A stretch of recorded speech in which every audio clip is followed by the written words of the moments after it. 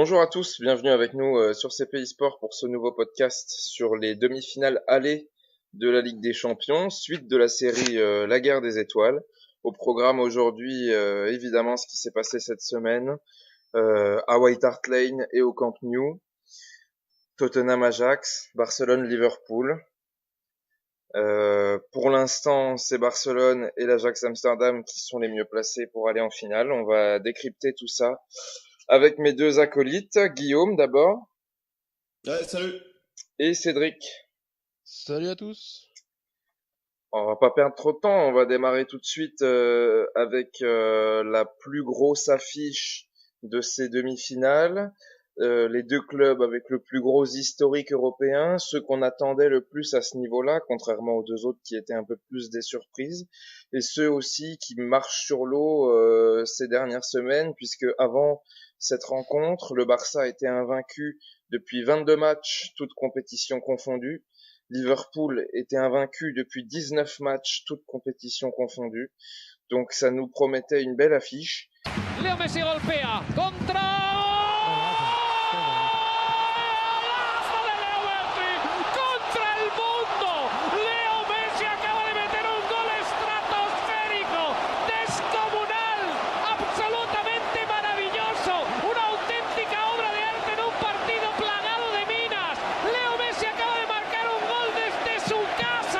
Et effectivement, on a eu un superbe match qui s'est clôturé par un score de 3-0 en faveur de Barcelone qui les envoie quasiment en finale déjà, mais qui ne représente absolument pas le scénario de cette partie. Est-ce qu'un de vous deux veut détailler un peu plus le scénario ? Cédric, je te laisse la main. Ok. Donc, pour en parler du match dans les grandes lignes, on a pu voir dès le début du match, du coup, une composition de Klopp avec un Wijnaldum devant pour jouer un rôle. On a tout de suite vu qu'en fait, il voulait mettre en difficulté la première relance du Barça, celle qui fait mal par l'intermédiaire de Busquets ou ce genre de joueur. Donc, pour le début du match, on peut dire que pour les 20 bonnes premières minutes de Liverpool, un bon pressing, le Barça qui a eu beaucoup de mal du coup à s'en sortir de ce pressing et de mettre bien son jeu en place à partir des premières passes. On peut dire que qu'ils se sont remis à Messi au début du match, que Messi a fait les différences pour remonter la balle, pour chercher des fautes, pour remonter le bloc. On peut dire aussi qu'à la 20e minute, avec la blessure de Keita et l'entrée d'Anderson, ça a été un peu plus Henderson, pardon, ça a été un peu plus compliqué.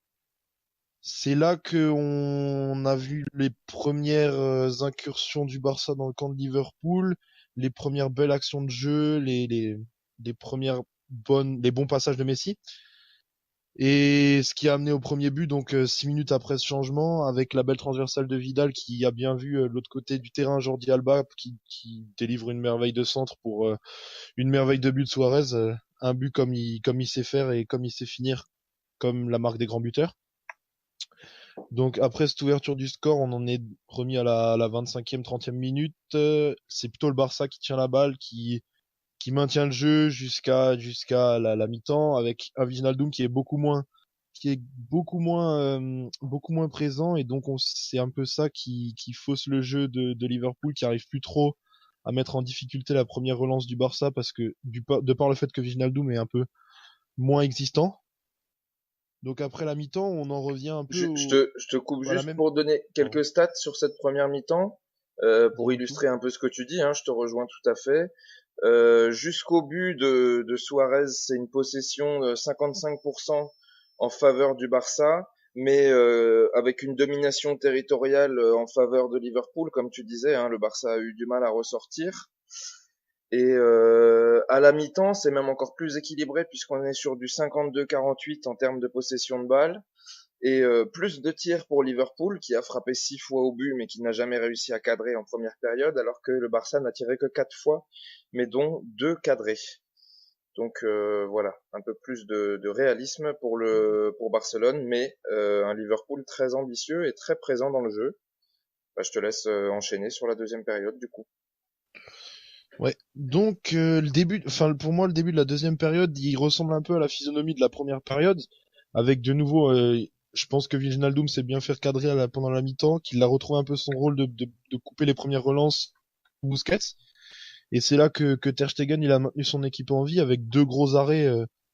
J'ai plus souvenir sur les frappes de qui, mais c'est C'est deux arrêts qui alors mettent Henderson et Milner.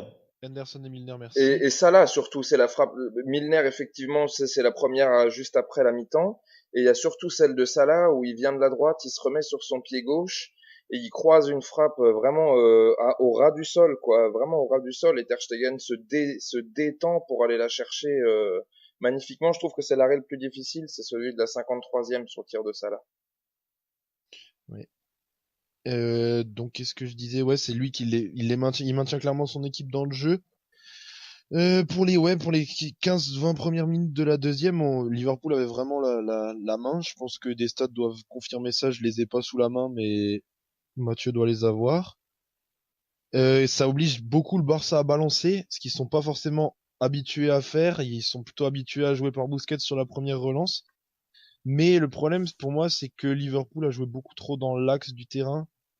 Par le fait qu'il jouait avec Wijnaldum, qui jouait vraiment en faux neuf et qui décrochait pour récupérer les ballons, ça a amené la possibilité à Mané et à Salah de piquer dans l'axe, mais du coup j'ai trouvé que c'était vraiment trop ça, trop stéréotypé, ce qui a fait qu'au bout de 20 minutes, le Barça s'est vraiment bien remis dans le jeu et a un peu densifié son centre de l'équipe et ce qui s'est bien passé pour eux après. Après, on peut dire que le but, une belle action encore de Suarez qui tape la barre pour Messi qui tout simplement pousse le ballon dans le but alors qu'il n'y a plus de gardien. C'est là que ça a un peu changé. Le Barça avait de nouveau un peu plus la main. Messi faisait de nouveau beaucoup plus les différences. C'est lui qui cassait les premières lignes. Il a été vraiment exceptionnel sur ce match-là. Jusqu'au moment où il récupère cette faute-là aux 25 mètres, 25-30 mètres, où il met un superbe coup franc vraiment imparable comme que lui ne sait le faire. Et après, il y a eu un peu de flottement au Barça. Il y a une action juste après de Liverpool où Salah rate totalement le but et tape le poteau alors qu'il était seul et qu'il n'y avait plus de gardien. Enfin, c'est un peu le flottement du Barça à ce moment-là et jusqu'au moment où on arrive à la fin du match où il y a une très grosse occasion pour Ousmane Dembélé qui est rentré 3 ou 4 minutes auparavant, qui se retrouve seul face à Alisson et qui rate l'inratable quoi. Ouais, il lui tire Pour dessus. finir Ouais. sur un match avec une physionomie de 3-0 qui reflète pas vraiment l'ensemble du match, qui reflète un score fleuve pour pas tellement d'occasions franches en fin de compte pour le Barça. C'est un bon match de Ter Stegen et de manière générale un manque de réalisme de Liverpool qui aurait peut-être pas été le même si Firmino avait pu commencer le match. Mais dans l'ensemble, ce qui en ressort de ce match, pour moi en tout cas. Excellent résumé, merci Cédric.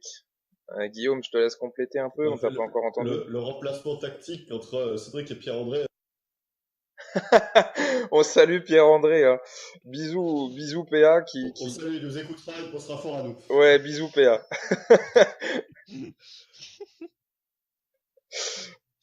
Ouais, Guillaume, je te laisse enchaîner. Alors, qu'est-ce que j'ai noté, moi, que je reprends? Le résumé était complet, assez exhaustif. Je parlais plus alors du jeu du Barça. Comme l'a dit Cédric, il y avait toujours cette volonté proprement, sans sauter les lignes, qui a été bien gênée donc par Wijnaldum en début de match et en début de seconde mi-temps. Et si après donc on remonte le match et qu'on arrive à la 32e minute c'est quand même après le premier but de Suarez.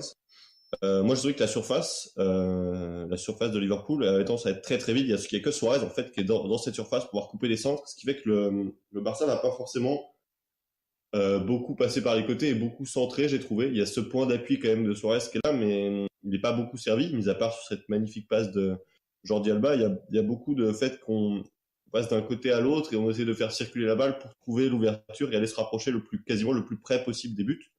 Puisqu'on voit bien de toute façon dans les 3 buts qui ont été marqués, il y a 2 buts quasiment dans les 6 mètres et le coup franc incroyable. Donc il y a ça qui a été noté. Et sinon j'ai trouvé un truc qui m'a un peu surpris, c'est quand le Barça donc en début de seconde mi-temps a pas eu le ballon, ils ont quand même été près ils ont quand même eu cette capacité à rester en bloc bas, très resserré, juste devant les buts, avec, je sais pas, il y avait peut-être 2 mètres d'écart entre la ligne de défenseur et la ligne de milieu.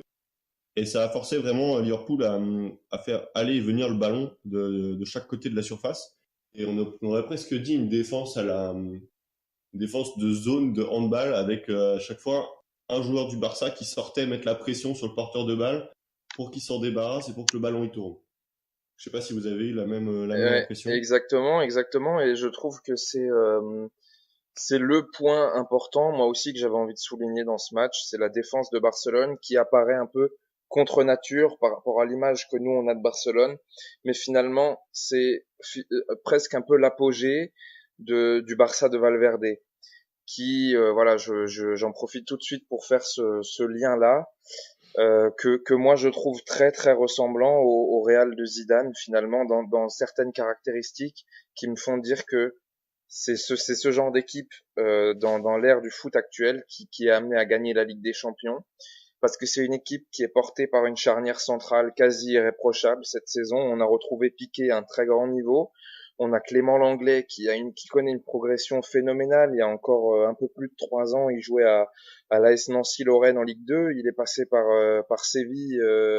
Non, d'ailleurs, c'est même plus récent que ça, puisqu'il est resté qu'une saison, je crois, à Séville, ou un peu plus, une saison et demie. Et là, c'est sa première saison au Barça. Il s'impose comme titulaire grâce à la blessure d'Umtiti. Et il a fait, je trouve, un bon match encore cette semaine, même s'il a été quand même un peu mis en difficulté par Salah, qui s'est retrouvé souvent dans sa zone et qui a été assez impressionnant, notamment en première mi-temps. Moi, je trouvais Salah quand même assez inspiré. On sait que Jordi Alba est un latéral qui a tendance à se projeter aussi devant. Il a beaucoup participé au jeu, donc ça a parfois exposé l'anglais qui s'est retrouvé à voir Salah lui arriver dessus parce que Alba était pas forcément toujours là pour le bloquer sur l'aile. Et cette charnière-là a remarquablement tenu le coup, comme tu dis, dans un scénario où ils ont été obligés de défendre bas, ce qui n'est pas leur habitude en championnat, puisqu'ils ont d'habitude la possession de balle. C'était pas le cas mercredi soir, puisqu'à l'arrivée, la stat est même en faveur de Liverpool, 52% pour Liverpool. Au Camp Nou, c'est quand même assez rare pour être souligné. Et puis ils ont aussi derrière eux Ter Stegen qui est une assurance tout risque presque cette saison. Cédric l'a dit, il y a quelques gros arrêts en début de seconde période quand le Barça est le plus en difficulté, qui sont cruciaux. Et donc oui, c'est un point important à souligner. Barcelone a beaucoup défendu, mais Barcelone a tenu. Ce réalisme dans les deux surfaces, ce fait que même quand vous êtes dominé, vous pliez mais vous rompez pas, et puis après de l'autre côté du terrain vous avez un magicien, le Real de Zidane avait Ronaldo, ce Barça-là a Messi qui même après toutes ces années de carrière est encore à son meilleur niveau. C'est autant de parallèles moi que je trouve entre ces deux équipes-là et qui me font dire que Barcelone est taillé pour aller au bout finalement. Après, tu parles de Messi qui est de l'autre côté du terrain. Messi a aussi joué un grand rôle défensif. Oui, je veux dire qu'il est décisif de l'autre côté du terrain. Ouais, il est décisif de l'autre côté du terrain, mais contrairement qui peuvent être aussi décisifs en attaque et qui font pas forcément les efforts en défense. Si je reprends une statistique de El Larguero, Messi c'est 24 duels pendant ce match, il en a gagné 15. Donc c'est quand même sur des phases de jeu qui étaient importantes. Et plus en difficulté, c'est pas tout de suite de récupérer la balle assez haut et de faire des différences. Surtout la capacité de Messi dans ce match-là, ça a été de recevoir la balle très bas et de la remonter très haut en un temps très resserré et en cherchant les fautes qui permettent de remonter le bloc. Et c'est ce genre de joueur, il te le faut quand t'es obligé de défendre à 30 mètres de ton but, pas quelqu'un qui est capable de briser les lignes et de récupérer et de permettre au bloc de remonter. Tu vas juste subir les assauts au fur et à mesure du temps et au bout d'un moment tu vas forcément rompre, sauf cas exceptionnel et des matchs où rien ne veut, mais de manière générale, c'est au bout d'un moment, à force de subir des vagues, tu romps à un moment. Et c'est là que Messi a eu un match exceptionnel pour moi. C'est pas forcément tant dans les 20 ou 30 derniers mètres, c'est entre ces 30 mètres et les 30 mètres de Liverpool, dans vraiment le milieu du terrain où il a pu briser les lignes, remonter la balle, chercher des fautes très importantes qui permettent au bloc de remonter et qui permettent tout le Barça de se replacer. Ouais, je suis d'accord avec toi. C'était effectivement un paramètre important de ce match. Maintenant, il y a un autre truc aussi peut-être sur lequel il faudrait revenir. On l'a dit, c'est un score qui représente pas le scénario. En termes d'expected goals, on a Barcelone qui est quand même devant, mais c'est 2,6 à 1,9. C'est Et 2,7 à 1,6, moi. ouais, alors moi Après Opta. j'ai récupéré la stat de nos amis de Vue du Banc, donc voilà. Moi, je récupère chez Michael Cali sur Twitter qui a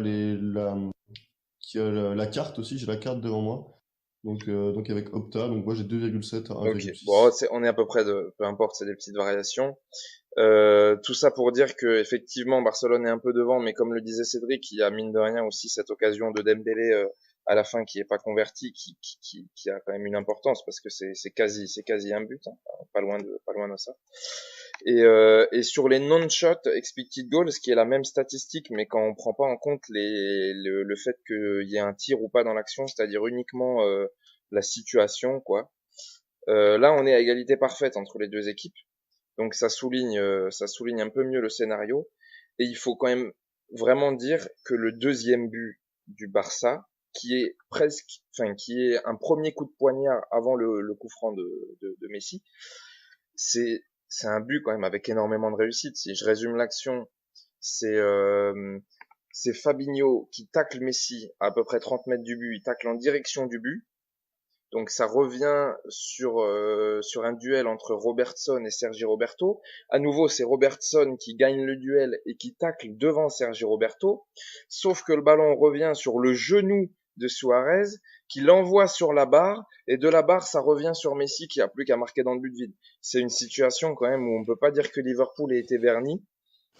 Donc clairement, y a eu ce brin de réussite aussi en faveur du Barça, qui fait que voilà, ça bascule en leur faveur.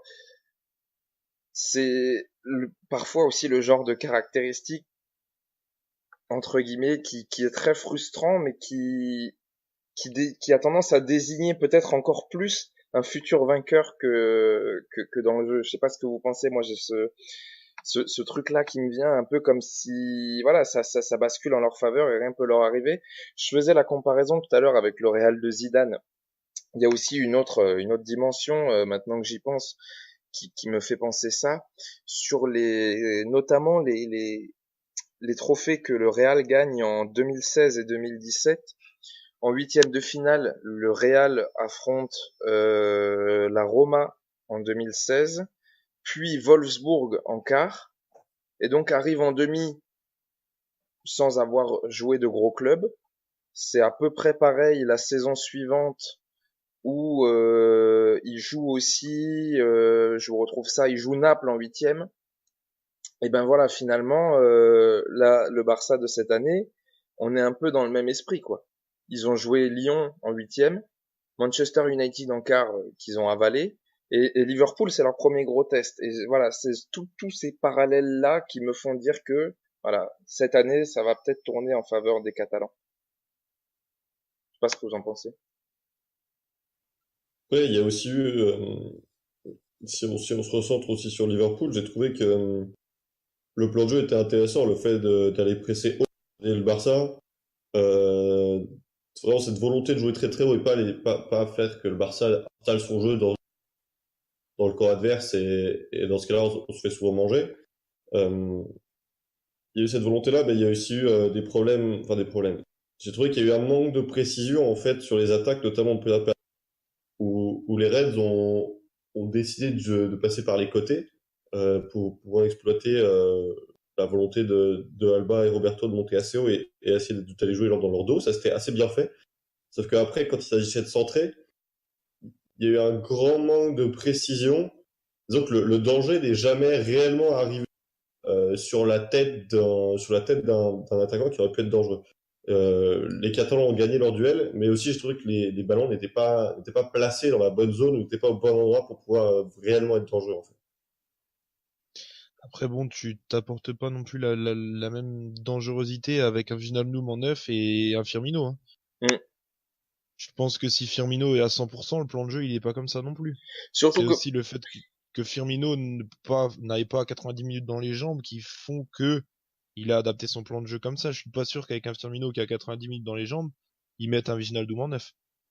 Mais surtout que, pour moi, sur ce match, Wijnaldum, il joue pas vraiment neuf. Enfin, c'est un espèce de neuf et demi, comme tu disais aussi, qui a servi à bloquer Busquets. Parfois plus bas. Quand il reculait, c'était Mané et Salah qui repiquaient dans l'axe. Parfois, il se replaçait en neuf et les deux autres attaquants s'écartaient de nouveau. On a senti, voilà, il y avait d'un côté positif la capacité de ces trois attaquants à tourner un peu sur les trois postes de l'attaque. Il y a eu quelques permutations à certains moments du match, mais d'un autre côté plus négatif, il y avait moins de présence dans la surface finalement et il y avait pas les automatismes quoi qu'il y aurait eu effectivement si Firmino avait joué son rôle habituel d'avant-centre. On sait qu'ils sont beaucoup plus difficiles à défendre quand Firmino est là pour peser sur la charnière adverse, quoi. Là, il n'y avait pas vraiment de neuf, finalement. Ouais, Wijnaldum a eu un bon rôle sur les phases défensives qu'il a pas forcément eu sur des phases offensives. On peut pas lui en vouloir. C'est pas un attaquant de pointe, c'est pas un buteur, c'est pas un mec qui va te prendre les espaces, qui va décocher des frappes à 25 mètres. C'est pas Firmino, mais sur le plan de jeu qu'ils ont mis en place et sur sa faculté à défendre sur Busquets, il a été très bon. Du moins les 20 premières minutes de chaque période. Et, Après bon, comme dit, je reviens à ça, mais si Firmino a 90 minutes dans les jeux, à mon avis, le plan de jeu est pas comme ça et le match n'est pas comme ça non plus. ouais, ça c'est clair. Mais est-ce que du coup, par rapport à ce que tu dis, est-ce que c'est pas aussi un choix un peu discutable de la part de Klopp d'aligner Wijnaldum sur ce match? Est-ce qu'il n'y avait pas d'autres solutions? Alors bon, Liverpool n'a pas forcément un vivier immense en attaque, mais vous me direz qu'Origi a peut-être pas le niveau d'une demi-finale de Ligue des Champions, mais est-ce que, je sais pas, jouer différemment avec Sadio Mané en pointe et Shaqiri sur un côté, ou Salah en pointe, ou tenter quelque chose de différent, un 4-4-2 à plat avec Mané et Salah en attaque, je sais pas.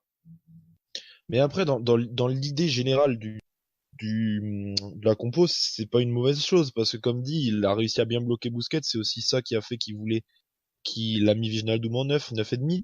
C'est aussi par le fait que Roberto et Alba sont des latéraux qui montent pas mal, du coup forcément t'as l'espace dans leur dos et t'as la possibilité à Salah, comme il a bien fait en première période, comme tu l'as souligné tout à l'heure, sur les montées d'Alba, il se retrouvait seul et il pouvait tout de suite attaquer avec de la vitesse Langlais ou Piqué, qui sont pas forcément, c'est des très bons défenseurs, mais c'est pas forcément des très très bons défenseurs sur leur vitesse pure et dure.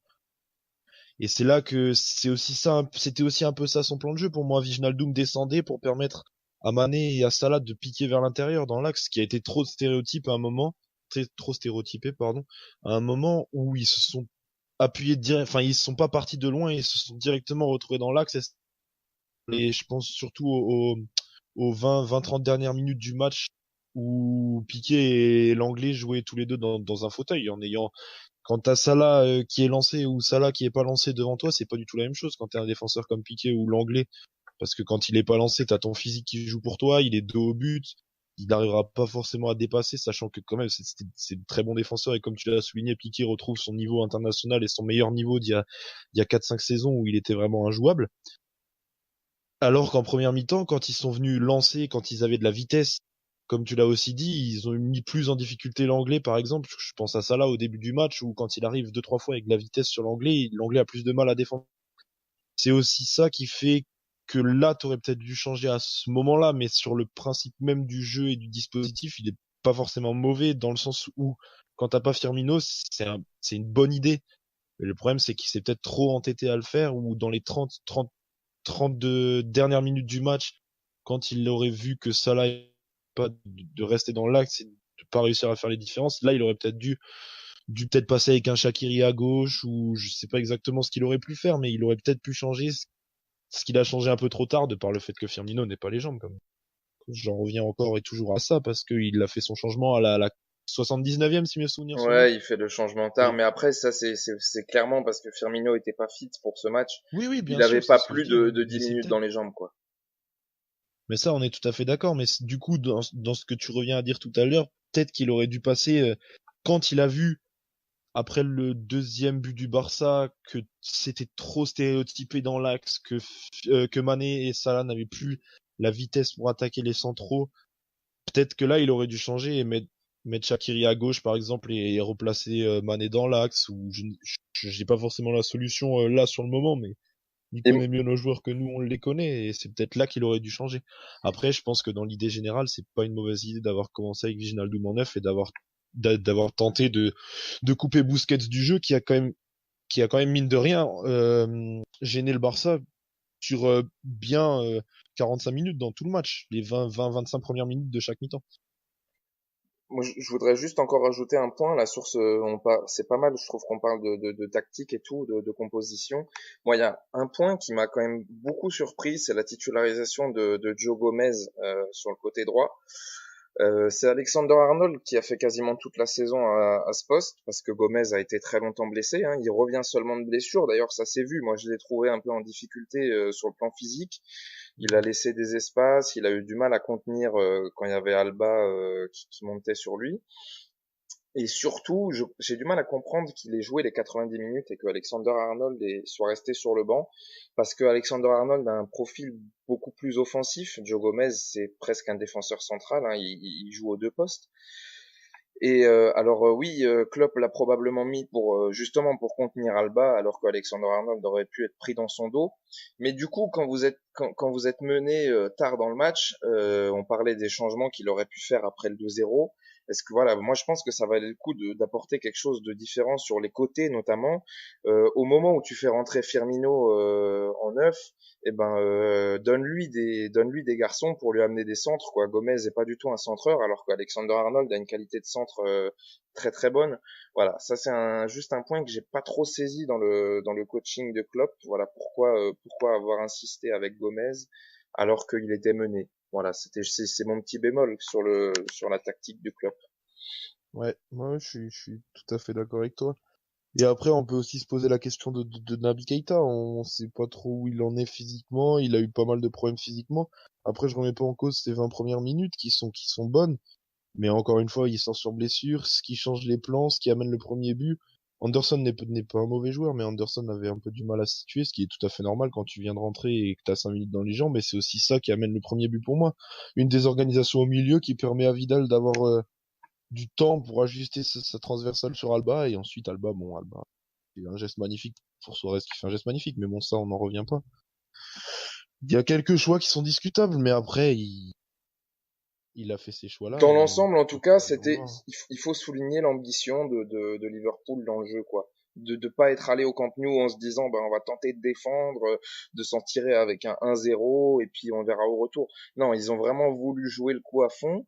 C'est, et bravo à eux d'avoir tenté parce que ça aurait pu passer, et bravo au Barça aussi de s'être adapté à cette situation-là, d'avoir dit, ok, voilà, c'est peut-être sur ce match-là, il va falloir accepter de subir et de jouer plus bas, mais ils s'en sont très très bien sortis, donc bravo aux deux équipes.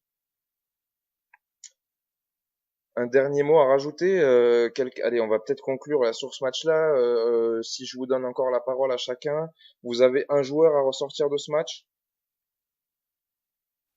Guillaume? Suarez pour ma part, parce Cédric d'abord? que Ouais. Suarez pour ma part, parce que j'ai pas envie de remettre Messi, qu'on peut mettre Messi, tout le monde peut mettre Messi, n'importe qui a vu le match peut mettre Messi. Mais j'en reviens à ce que j'ai souvent dit et à ce que je dirai jusqu'à la fin. Dans une équipe qui veut gagner des grands matchs et qui veut gagner des grandes compétitions, il faut un joueur comme Suarez. Un joueur qui a la gagne, qui a le mordant, qui a le vice d'un joueur qui a sorti d'Evry, qui a essayé du moins de sortir d'Evry, Van Dijk. et de Van Dijk, pardon. Van Dijk et Matip de leur match en jouant comme on connaît Suarez. Et je trouve que là, il est en train de retrouver son meilleur niveau. Il met un but de classe d'attaquant de classe mondiale, un finisseur comme on en a rarement vu aussi. Moi, j'ai envie de mettre Suarez pour pas mettre Messi, parce que bon, sinon on pourrait mettre Messi, mais ça c'est trop facile. Guillaume? Bah, moi, je mets Messi.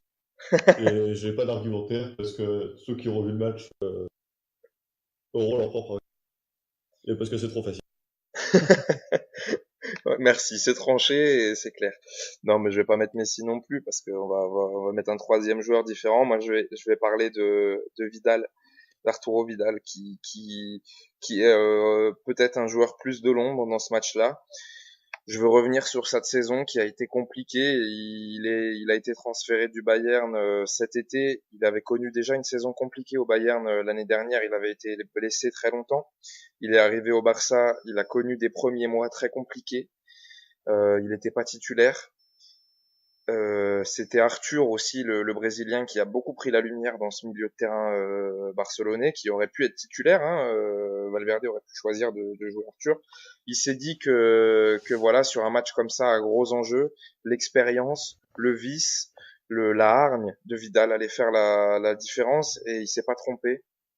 On peut évidemment souligner sa transversale magnifique qui amène le premier but, mais sur l'ensemble des 90 minutes, il a été très constant. Il a joué à fond. Il a gagné beaucoup de duels. Ça a été un match, notamment en première mi-temps, qui a été assez engagé. Il y a eu beaucoup d'accrochages, de contacts, etc. Nous Et, l'avons et, perdu. et là, vous pouvez compter à fond vous pouvez compter à fond sur Vidal, qui est toujours là pour se battre, quoi, pour tout donner. Et donc voilà, Arturo Vidal, qui en plus, un dernier mot, a été aligné sur un côté, d'abord à droite et après à gauche, je crois, en deuxième mi-temps, quand Semedo est rentré, si je dis pas de bêtises. Donc voilà, il a été promené des deux côtés, alors que c'est un milieu axial, mais il a réussi à répondre présent. On a donné donc les joueurs qu'on avait envie de tirer dans ce match. On a fait Même un... si Ouais, oui, on peut aussi citer rapidement Ter Stegen. Ouais, Ter c'est ce Stegen, que j'allais dire. bien sûr. Qui s'il n'avait pas été, enfin, les arrêts qu'il fait en début de seconde période auraient pu, s'il ne les fait pas, ça aurait pu changer le match. Ouais, Exactement. totalement. Ouais, on est tous d'accord là-dessus, bien vu. Il fallait pas l'oublier. T'as raison. Ok, donc c'était un point assez exhaustif là quand même qu'on vient de faire sur ce Barça-Liverpool qui était un grand match. Moi j'ai pris beaucoup de plaisir à le regarder. On va basculer maintenant sur l'autre demi-finale qui se déroulait mardi dans le nouveau stade de White Hart Lane pour Tottenham qui recevait l'Ajax. Deux équipes, j'allais dire novices à ce stade de la compétition, pas l'Ajax qui a déjà gagné à plusieurs reprises la Ligue des Champions, mais en tout cas sur cette génération-là, c'était des joueurs qui n'avaient pas du tout l'expérience de ce niveau de compétition. Et donc voilà, Tottenham, Ajax.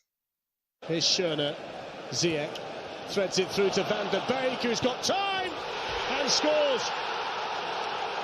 Brilliantly incisive football from this exciting Ajax team. And one of the young guns, Donny Van der Beek, with first blood for them in the semi-final. Tottenham Hotspur 0, Ajax 1. Victoire 1-0 des Amstellodamois sur un but marqué par Van de Beek après seulement un quart d'heure de jeu, sur le temps fort de l'Ajax qui a un peu plus reculé et un peu plus laissé l'initiative à Tottenham après. Mais cette fois, je vais laisser l'initiative à Guillaume peut-être pour nous résumer un petit peu ce match dans les grandes largeurs. Voilà ce que tu retiens de cette partie. Ouais, je pourrais pas faire aussi complet que Cédric nous a rendu pour le Barça, mais donc, comme tu l'as dit, but au bout d'un quart d'heure de jeu de Beck, avec donc un premier ballon à gauche qui revient dans l'axe sur qui peut servir Van de Beek, qui va pouvoir prendre son temps pour aligner Lloris en profitant donc du très mauvais alignement des Spurs.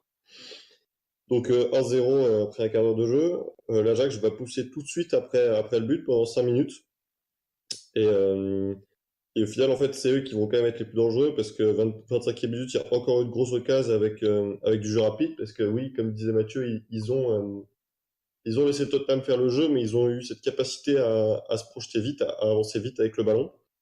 Donc 25e minute, de nouveau une grosse occasion. 32e minute, un tournant quand même dans le match, je pense, avec la sortie de Vertonghen, contact avec un coéquipier. Alderweireld. Voilà, Alderweireld, gros saignement. Vraisemblablement, quand il est sorti, ça ressemblait aussi à une commotion, parce qu'il a tenté de re-rentrer, il a fait une course, que ça allait pas, du coup il est sorti, remplacé par, attendez, je retrouve ça, Par par Sissoko. Et donc c'est là qu'il y a un changement de dispositif du côté de Tottenham. Qui est ressuscité un peu. Comment? Qui est ressuscité. Moi, j'ai trouvé avec l'entrée de Sissoko, c'est là que on a vu Tottenham revenir dans le match au final. C'est ça, c'est ce que je veux dire, c'est que les Spurs vont vraiment reprendre du poil de la bête et ils ont un gros temps fort, un gros jusqu'à la mi-temps. Après la mi-temps, ils repartent bien, même si c'est là que le match se débride un peu. Ça allait d'une cage à l'autre, c'était assez étonnant, avec notamment l'Ajax qui voulait absolument mettre le feu sur les contre-attaques qu'ils obtiennent grâce à leur bon pressing haut. Et sur la fin du match, par contre, là, l'Ajax va subir un peu plus, même si avec leur contre-attaque, ils sont toujours dangereux, notamment le poteau qui va sauver Loris à la minute sur une magnifique transition où Mazraoui donne à Tadic qui donne à Neres peut-être la passe de trop et les Spurs qui étaient pas du tout en place pour subir cette transition. Voilà pour moi. Ouais, merci pour le résumé. Alors c'est marrant, je rebondis tout de suite parce que j'ai pas eu la même sensation que toi. Tu parlais d'une période où ça allait d'un but à l'autre. Moi, j'ai pas ressenti ça. J'ai trouvé quand même un match un peu plus calme que toi. Où, comme on l'a déjà dit, l'Ajax a beaucoup poussé entre la 5e et la 20e minute. Ils ont beaucoup poussé. On a senti Tottenham reculer. Et pourquoi en fait? Parce que là, je pense, on peut mettre ça sur le dos de Pochettino, on peut mettre ça sur le dos des absences. Le milieu était dépeuplé, quoi. Il a voulu jouer en 5-3-2 avec Wanyama pour seul milieu de terrain, et Wanyama était complètement dépassé. Je me souviens d'une action où il suit le ballon mais comme un poussin, quoi. Il va à gauche, il va à droite, au final il laisse le milieu vide. Voilà. Dès que Sissoko est rentré, qu'on est repassé à un milieu à 4, on a senti que Tottenham pouvait rivaliser. Enfin avec le milieu de terrain d'Amsterdam, sachant que on en avait déjà parlé sur le podcast précédent après les quarts de finale. Moi, j'avais souligné le travail de Donny van de Beek, qui est un poison. C'est vraiment un joueur que j'adore parce qu'il a été décisif sur le premier but, mais ça a été un poison pendant tout le match. Quand je dis que Wanyama était complètement dépassé, il a aussi été étouffé par Van de Beek, qui lui a mis le même pressing, et ainsi qu'à Eriksen, Van de Beek a mis un gros pressing sur les milieux, sur la relance. Wanyama Eriksen, comme il l'avait fait contre la Juve, où il avait asphyxié Pjanic de la même façon. Mais voilà, l'entrée de Sissoko qui a amené toute sa grinta, toute son énergie, ses qualités physiques, a remis un peu Tottenham dans le bain. Et effectivement, ils ont repris la main, notamment en deuxième mi-temps. Mais voilà, l'Ajax a choisi de laisser la possession, de reculer, mais sans subir en fait finalement. Ce terme de subir est pas forcément approprié parce que je les ai trouvés assez sereins, paradoxalement. Je sais pas ce que t'en penses toi, Guillaume. Ça a été un peu attaque-défense. Enfin, ils ont reculé et comme tu dis, ils se sont servis des contres, mais en même temps, on les sentait pas trop en danger. Non, ils n'ont pas trop été en danger, mais parce que j'ai trouvé par les Spurs en fait. C'est que les Spurs n'ont pas été dangereux. Oui, il y a ça aussi. Par un manque de précision, un manque de création aussi. Moi j'ai trouvé il y a que Lucas qui a fait le travail de Tottenham. Et Ali a été complètement en dedans. Son langage corporel à la 80e minute était effroyable. Donc il n'y a vraiment pas eu de. Les Spurs ont vraiment pas réussi à aller de l'avant, j'ai trouvé. Et même s'ils ont tiré, enfin là, j'ai la carte des expected goals sous les yeux, même s'ils ont tiré beaucoup, au final c'est que 0,5 d'expected goals, donc c'est assez faible, et donc l'Ajax c'est 1,1, donc en soi on retombe sur ce résultat qui semble assez logique, même si l'énorme, enfin, donc le but de Van de Beek doit compter pour peut-être 75% du 1,1, mais voilà, ils ont pas été aidés, et surtout l'Ajax, visuellement, a été bien plus dangereux par toute cette volonté d'avancer vite avec le ballon que tout le reste, que tout ce qu'a montré Tottenham en fait sur le reste du match. Ouais, bah, je te rejoins tout à fait. À la création, ça n'a pas été bon du tout. Tu parlais de Dele Alli qui a été invisible, mais en fait, comme depuis de nombreux mois, c'est une grosse question qui se pose quand même dans cette équipe, parce que Dele Alli, on sait que c'est un joueur de grand talent, mais voilà, il n'a pas passé un cap depuis toutes ces années où on parle de Dele Alli. Ben voilà, cette année, il stagne quoi, voire il régresse. Et même Eriksen, qui avait été le gros moteur de la saison des Spurs l'année dernière, je l'ai trouvé en dedans aussi, comme depuis plusieurs semaines. Quand il frappe les coups de pied arrêtés, il les frappe pas forcément toujours bien. Dans le jeu, ben je l'ai dit, il faut souligner le travail de Van de Beek, mais il a pas pesé non plus sur le jeu. Et puis on en vient aux deux grosses absences du côté de Tottenham, c'est Harry Kane et Heung-min Son, qui sont voilà, je pense qu'il y en aurait eu un des deux, ça aurait suffi à faire la différence, mais là Tottenham était complètement à court de solutions. Déjà dans le 11 titulaire, ils ont commencé avec Llorente et Lucas, qui sont pas des mauvais joueurs, mais pour une demi-finale de Ligue des Champions, bah, ils ont clairement leurs limites. Et puis sur le banc, c'était encore plus effroyable, quoi, parce que vu le scénario, on aurait tendance à se dire qu'à la 70e, t'as envie de faire rentrer des attaquants, quoi. Mais il y en avait pas sur le banc. Il y avait aucune solution offensive.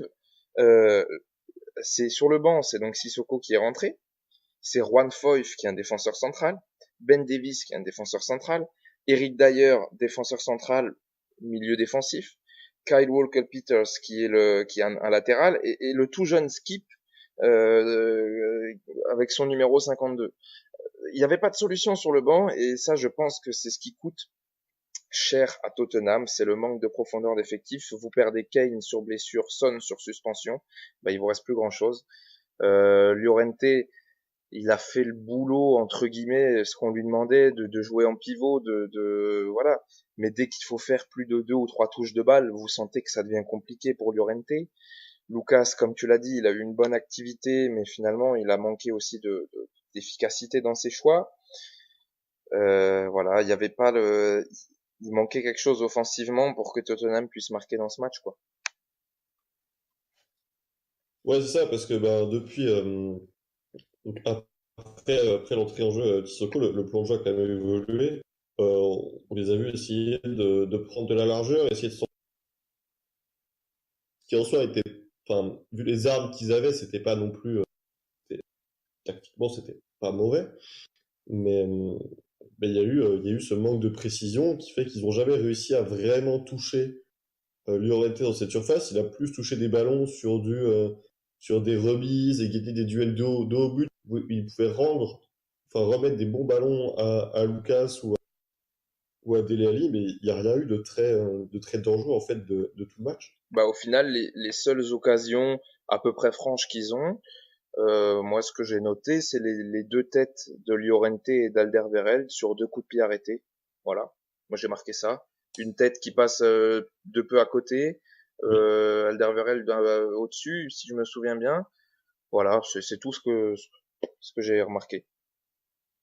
Ah, c'est ça. Après, ils auraient quand même pu faire quelque chose sur coup de pied arrêté, puisque j'ai trouvé que l'Ajax a une façon de défendre le coup de pied arrêté de façon assez Ouais, étonnante. ouais.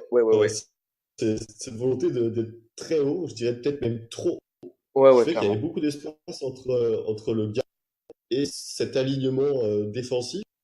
Mais Trippier ou Eriksen, qui étaient tous les deux à tirer les coups de pied arrêtés, n'ont jamais vraiment réussi à mettre cette balle dans cette zone, cette sorte de no man's land très dangereux où le gardien, c'est trop loin pour le gardien pour l'aller chercher et à la fois c'est derrière les défenseurs forçant à défendre en reculant. Mm. Donc, mais ils n'ont jamais réussi à exploiter cette zone. Je sais pas ce que toi t'en penses, mais j'ai trouvé ça Ouais, assez non, mais étonnant. ça, je te rejoins à 100%. Moi, j'étais assez surpris que l'Ajax insiste avec ce choix de se positionner à quoi, 23, 24 mètres du but. Ouais, c'était dangereux. Et justement, la tête de Llorente dont je parlais, elle vient d'un coup franc qui vient de loin comme ça et sur ce genre de situation. Donc oui, ça aurait pu être mieux exploité et je sais pas ce qu'ils vont faire au retour, mais à leur place, j'insisterai pas sur cette stratégie-là. Et du côté de l'Ajax, non, ça semble compliqué. Ouais, Après, ouais, voilà, le retour va être intéressant parce que il va y avoir le retour de Son de Son. qui a fait une grosse différence sur l'attaque des Spurs. Il y a que 1-0. Et moi, je me pose la question, c'est est-ce que l'Ajax, en fait, est capable de défendre un avantage? Parce que sur leur parcours en phase éliminatoire, là, match aller contre le Real, ils le perdent, 2-1. Euh, Match aller contre la Juve, ça fait un partout. Et donc, c'était deux matchs qui se déroulaient à domicile. Donc, et là, c'est la situation inverse. C'est eux qui ont gagné le match aller, qui vont devoir défendre le match retour, ils vont devoir chez eux. Donc, ça fait une défaite contre le Real, un match nul contre la Juve. Donc est-ce qu'ils sont vraiment capables de défendre en bloc bas sans encaisser ou au moins conserver la balle en fait? Parce que même là, il y a des moments autour de la 70e minute où j'ai trouvé que l'Ajax se projetait très vite et encore une fois peut-être trop vite Ouais. en conservant pas assez la balle alors ils étaient plutôt sur des pour pouvoir mettre les pieds sur le ballon, reconstruire depuis son camp ou le milieu de terrain. Non, c'est vraiment peut-être la jeunesse, hein, c'est peut-être un manque d'expérience, mais c'est aller très vite devant, porter mais c'est aussi se découvrir très vite. Ouais, je suis assez d'accord avec toi. Et puis il y a toujours quand t'as pas l'expérience de ce genre de match à ce niveau-là, il y a toujours cette question, ce doute. Qu'est-ce qu'on fait? On mène 1-0, on attaque, on défend, on prend des risques, on reste derrière, voilà. C'est toujours très compliqué. Là, le rôle de Ten Hag va être très important pour rassurer ses joueurs, pour leur donner la marche à suivre, quoi. Et puis il y a un petit truc, j'ai l'habitude là, dans ce podcast, j'enchaîne les parallèles. Tu parlais du match nul de la Juve, un partout à l'Amsterdam Arena au tour précédent. Sur ce match-là, dans les 5 dernières minutes, c'est Douglas Costa qui touche le poteau sur un contre, alors que l'Ajax domine. La Juve a un contre et peut mener 2-1 et presque tuer la confrontation, mais Douglas Costa tombe sur le poteau. Et l'Ajax renverse la Juve au retour. Et ben c'est marrant parce que c'est exactement le scénario qui s'est passé encore mardi soir. L'Ajax était presque dominé et sur un contre dans les dernières minutes du match, Neres a l'occasion de tuer le truc et il tombe sur le poteau. Et est-ce que l'Ajax va pas subir le même scénario qu'ils avaient fait subir à la Juve au tour précédent? Voilà, ça serait un peu un clin d'œil du destin, mais on sait jamais quoi. C'est ce poteau qui laisse encore le truc ouvert parce que je pense que 2-0 à l'extérieur, ça a commencé à sentir le roussi pour Tottenham. 1-0, comme tu dis, ça peut encore être ouvert, même si l'Ajax est quand même en position de force. Oui, bah bien sûr, on gagné 1-0 à l'extérieur forcément, mais voilà, enfin, c'est qu'un seul but, c'est un but à l'extérieur et ce sera exactement la même chose pour Tottenham. Donc non, tout est encore jouable. Moi, j'ai envie d'avoir votre avis sur un côté un peu plus tactique de l'Ajax. Euh, j'ai trouvé, j'ai trouvé que l'Ajax joue beaucoup, même quasiment exclusivement du côté ballon. Euh, Quand ils ont leurs attaques placées dans le corps des Spurs, en fait, ils compriment le jeu du côté du ballon. Et il y a très peu de personnes qui sont à l'opposé. Et il n'y a jamais justement ce grand décalage qui se fait, mettons, de la gauche vers la droite, quand le jeu est comprimé à gauche. Il peut y avoir des fois 7 joueurs je sais pas, dans 15 mètres de long et 2 mètres de large. Mais on voit jamais un décalage, une transversale qui permettrait de faire un décalage. Donc, je sais pas de quoi ça vient. Je sais pas si vous avez une réponse à ça. Si vous l'avez observé aussi. Non, enfin oui, effectivement, c'est surtout sur le début de match, hein, au moment où ils C'est ça. dominaient.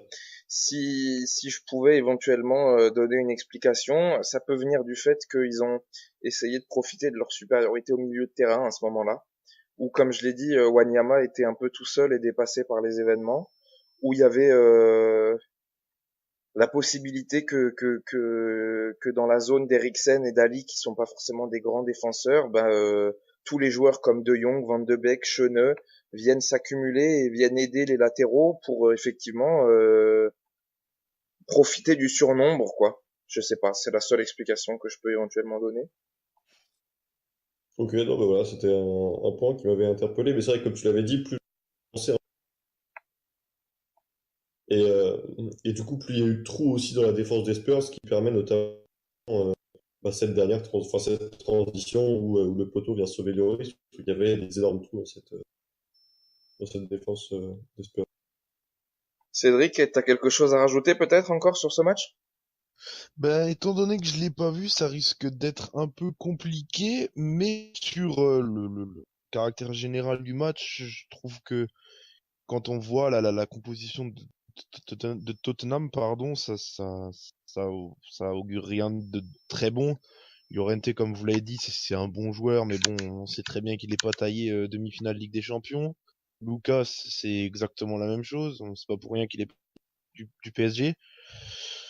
Pour moi, l'Ajax, ça, ils jouent comme il faut qu'ils jouent depuis le début. Ils gagnent leurs matchs comme ils les gagnent contre les grosses équipes. Et à mon avis, ils passeront encore ce tour-là. Vous êtes plus réservé sur cet avis-là, mais à mon avis, ils le passeront. Je vois pas Tottenham comme une grande équipe européenne et je vois pas Tottenham comme City. Il passe avec un peu de chance. Là, on verra. Il y a aussi la question, est-ce que Vertonghen reviendra? Vertonghen est quand même un élément important de leur équipe, mais étant donné fracture du nez, plus sûrement commotion cérébrale, c'est pas certain qu'il jouera la semaine prochaine. S'il joue pas, ça veut dire que leur défense centrale, ça va être Davinson Sanchez. Davidson Sanchez, pardon, et Toby Alderweireld. C'est pas non plus la même assurance que Vertonghen. Ils vont peut-être devoir jouer plus offensivement, plus se découvrir, ce qui va laisser des espaces à l'Ajax et connaissant leur capacité de transition de la phase défensive à la phase offensive et leur rapidité dans les dernières passes et sur les derniers joueurs qui jouent offensivement, ça peut poser des gros problèmes à Tottenham, sachant que la force de Tottenham, c'est clairement pas sa défense. Normalement, pour avoir vu pas mal de matchs, Alderweireld et Vertonghen, c'est quand même pas l'assurance tout risque, quoi. C'est des bons joueurs, ils sont pas non plus, c'est pas non plus des joueurs qui sont à jeter, mais c'est pas non plus la meilleure défense de Première Ligue ou de Ligue des Champions. Après, Lloris aura un match à faire aussi. Je pense que il est capable de les maintenir aussi dans le match assez longtemps. Et après, il faudra voir ce que Son est capable de faire devant. Étant donné que je pense qu'il sera aligné avec Lucas devant. À voir, mais à mon avis, Tottenham ne passera pas. Ok, eh ben merci pour ton pronostic. Bon, voilà, on a été plus réservé dans le sens où peut-être le retour de Son peut refaire basculer la rencontre. Et voilà, on a expliqué aussi que l'Ajax était jeune et que voilà, c'était pas assurance tout risque du côté de l'Ajax non plus. Mais voilà, moi je te rejoins sur le fait que l'Ajax reste favori de ce match retour et que ils ont les cartes en main et que Tottenham a montré aussi effectivement pas mal de failles sur le match aller. Je pense que là on est bon. On a fait le tour de ces deux demi-finales aller. On va se retrouver probablement la semaine prochaine pour débriefer les matchs retour. À ce Ouais. moment-là, on connaîtra l'affiche de la finale de Madrid, qui aura lieu le 1er juin, je crois. 1er juin prochain à Madrid. Et ben voilà, ça a été un plaisir encore de faire ce podcast avec vous deux. J'espère que en termes d'écoute, ben nos auditeurs seront satisfaits. N'hésitez pas à réagir, à commenter, à continuer à nous suivre sur notre site cpisport.wordpress.com, sur Facebook, sur Twitter, sur SoundCloud et YouTube pour les podcasts notamment. Et donc voilà, on va vous souhaiter un bon week-end et puis à la semaine prochaine. Ouais, à la semaine prochaine. Merci à vous. Ciao!